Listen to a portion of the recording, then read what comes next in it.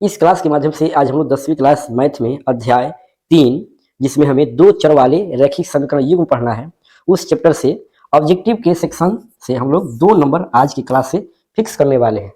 2 number fix होगा, निश्चित है। आप क्वेश्चन बैंक में जाकर मिला सकते हैं कि आपका 2 नंबर फिक्स हो रहा है कि नहीं, क्योंकि प्रत्येक साल इस टॉपिक से क्वेश्चन पूछा गया है। ठीक है, आप जाकर मिला सकते हैं, उसके बाद ही आकर क्लास को कीजिए और शुरू से लेकर लास्ट तक क्लास देखिएगा, तभी समझ में आएगा। अन्यथा आधा अधूरा जो ज्ञान होता है वो समझिए कि बहुत घातक होता है। इसलिए आप लोग क्लास को लास्ट तक देखिए। ठीक है, तो ध्यान दीजिए, यहाँ पे हमें याद रखना है पहले कि हमें 3 पाठ में 2 चर वाले रैखिक समीकरण युग्म पढ़ना है, और उसका जो रूप होता है, जिसको हम व्यापक रूप भी बोलते हैं, इस प्रकार से होता है ax plus by plus c plus क्या होता है, प्लस सी होता है बराबर 0। ये केवल 2 चर वाले रैखिक समीकरण का व्यापक रूप है। अगर युग्म कहेगा तो वहां पे 2 समीकरण हो जाएगा, तो इसलिए हमें यहाँ पे a1, ये b1 और ये c1 दर्शाएंगे, और एक और समीकरण लेंगे जिसको हम ax plus b y plus c बराबर 0, और इसमें ये हो जाएगा a2 और ये b2 और ये c2। अब इसको हम बोलेंगे 2 चर वाले रैखिक समीकरण युग्म। तो हमें एग्जाम में पूछेगा क्या, एग्जाम में दो हमें रैखिक समीकरण युग्म दे दिया जाएगा, और उसमें पूछा जाएगा कि इसके हलों की संख्या कितना होता है, इसकी रेखाएं समानांतर होंगे कि समपाती होंगे, या एक बिंदु पर प्रतिच्छेद करेंगे, ये जो समीकरण युग्म है संगत है कि असंगत है, इस प्रकार से क्वेश्चन दिया जाता है। ठीक है, तो उसके लिए हम क्या करेंगे, 3 बात हमें याद रखना है। यहाँ पे देखिए, 1 नंबर में क्या याद रखना है कि अगर a1 बटा a2 बराबर नहीं हो b1 बटा b2 की, और ये आएगा कहाँ से, a1 बटा a2 b1 बटा b2, तो ये जो हमें समीकरण दिया हुआ रहेगा, जो हम अभी व्यापक रूप में यहाँ पे लिखे हुए हैं, समझिए कि क्वेश्चन में दिया हुआ रहेगा 2 समीकरण, उसी से हमें a1 a2 b1 b2 c1 c2 निकालना है। ध्यान दीजिए, तो पहले हम एक बात इसमें याद रखेंगे कि अगर a1 बटा a2 बराबर नहीं हो b1 बटा b2 के, इस स्थिति में क्या क्या हो सकता है। तो देखिए, पहला बात याद रखना है कि ग्राफीय निरूपण के लिए क्या होता है, इसमें अगर ये a1 बटा a2 बराबर नहीं हो b1 बटा b2 के, इस स्थिति में प्रतिच्छेद करती है रेखाएं। ठीक है, यानी ग्राफीय निरूपण हम जब लोग रेखा खींचेंगे, 2 चर वाले रैखिक समीकरण का जब रेखा खींचेंगे, सरल रेखा होती है, तो वो एक दूसरे को प्रतिच्छेद करती हैं, यानी एक बिंदु पर वो काटती हैं। तो ध्यान रखिए, कोई भी अगर रेखाएं जितने बिंदु पर एक दूसरे को काटेगी, उतना ही हलों की संख्या होता है।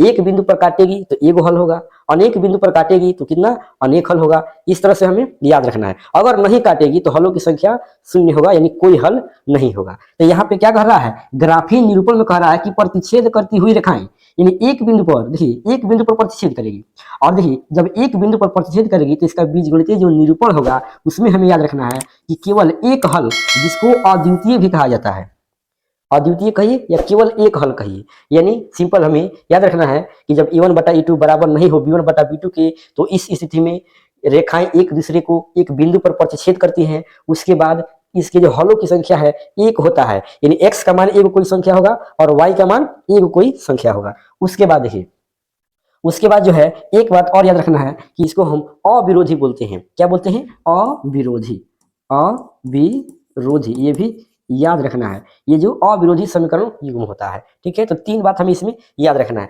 ज्यादा महत्वपूर्ण ये दोनों है, क्योंकि बार बार बोर्ड एग्जाम में यही रहता है। ठीक है, अब देखिए, इसके लिए अब हम एग्जाम्पल देखते हैं। एग्जाम्पल कैसे रहेगा, जैसे मान लीजिए 2 समीकरण हमें दिया गया है, ये x माइनस टू वाई बराबर 0, और यहाँ पे है ये समीकरण फर्स्ट हुआ, और सेकेंड में है ये 3x प्लस 4y माइनस 20 बराबर 0। तो यहां से हम a1 बटा a2 और b1 बटा b2 का मान निकाल कर देख रहे हैं कि बराबर हो रहा है कि बराबर नहीं हो रहा है। तो देखिए, तो क्या हो रहा है, यहाँ पे a का मान कितना होगा, तो यहाँ पे ध्यान दीजिए, पहले a का मान का मतलब क्या, x का गुणांक। तो यहाँ पे x का गुणांक कुछ नहीं दिख रहा है, तो हम क्या समझेंगे, 1। तो यहाँ पे देखिए, ये इसी के हिसाब से यहाँ पे रखना है, यानी a1 का मान क्या है, तो 1 है। देखिए, तो 1 है कि नहीं। फिर a2 का मान कितना, तो समीकरण 2 में देखेंगे, तो समीकरण 2 ये है, ये x का गुणांक यहाँ पे क्या है, 3 है, यानी a2 का मान 3 है। ठीक है, उसके बाद यहाँ पे देखिए b1 का मान क्या है, -2, यानी y का जो गुणांक है b का मान होगा तो क्या है, -2 है। यहाँ पे देखिए तो -2 है कि नहीं। उसके बाद क्या लिखना है, b2 का मान लिखना है। क्या लिखना है जी, b2 का मान लिखना है।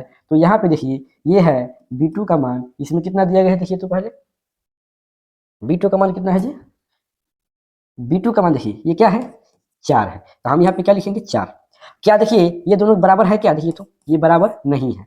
तो जब ये बराबर नहीं है तो ये पूछ सकता है कि इसके हलों की संख्या कितनी है, तो हम क्या बताएंगे, एक अद्वितीय हल। कैसे पता लगा, तो हमें याद रखना है कि अगर a1/a2 बराबर नहीं हो b1/b2 के, तो इस स्थिति में हलों की संख्या एक होता है और रेखाएं एक दूसरे को एक बिंदु पर प्रतिच्छेद करती हैं।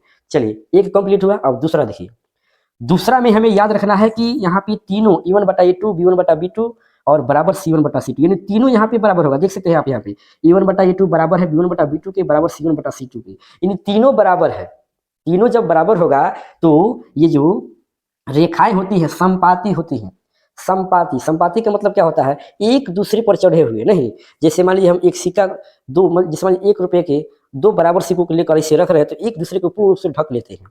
उसी तरह से ये जो रेखाएं हैं ये एक दूसरे को रखेंगे तो लगेगा कि एक ही गो रेखा है, दो गो रेखा नहीं है, एक ही रेखा पता चलेगा। क्यों, क्योंकि एक दूसरे को ये पूर्ण रूप से क्या है, ढक रहे हैं, जिसको हम लोग संपाती बोलते हैं। क्या बोलते हैं, संपाती। तो इसका मतलब है कि ये दोनों रेखाएं एक दूसरे को प्रत्येक बिंदु पर प्रतिच्छेद करती हैं। क्या करती हैं, प्रत्येक बिंदु पर प्रतिच्छेद करती हैं। इसलिए इसमें हलों की संख्या अपरिमित रूप से अनेक हल हो जाएगा। क्या होगा, क्या हो इसमें हलों की संख्या क्या होगा, अपरिमित रूप से अनेक हल होगा। ठीक है, तो हमें याद रखना है कि अगर a1/a2 बराबर हो b1/b2 के, बराबर हो c1/c2 के, तो इस स्थिति में हलों की संख्या अनंत होता है या अपरिमित रूप से अनेक होता है। ठीक है, एक बात इसमें और याद रखना है, इसको हम बोलते हैं आश्रित संगत। इसके समीकरण युग्म को क्या बोलते हैं, आश्रित संगत बोलते हैं। ठीक है, अब एग्जाम्पल से क्लियर होगा। ठीक है, तो देखिए यहाँ पे ये हुआ ये a1 का मान, ये हुआ b1 का मान और ये हुआ c1 का मान।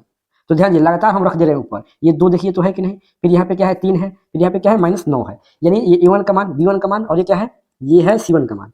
अब a2 b2 c2 का मान रखिए, तो ये है a2 का मान 4, ये है b2 का मान 6 और ये है c2 का मान -18। अब इसको अगर हम सरल करेंगे, यानी इसको जब हम सरल करेंगे तो ये क्या होगा जी, ये होगा 2 एकम 2 यानी 1/2 आएगा।